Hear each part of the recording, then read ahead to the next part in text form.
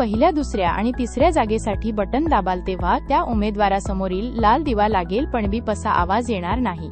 जेव्हा तुम्ही शेवटच्या चौथ्या किंवा पाचव्या जागेसाठी बटन दाबाल तेव्हाच बीप असा आवाज येईल. जोपर्यंत बीप असा आवाज येत नाही तोपर्यंत तुमची मतदान प्रक्रिया पूर्ण झाली नाही असे समजावे.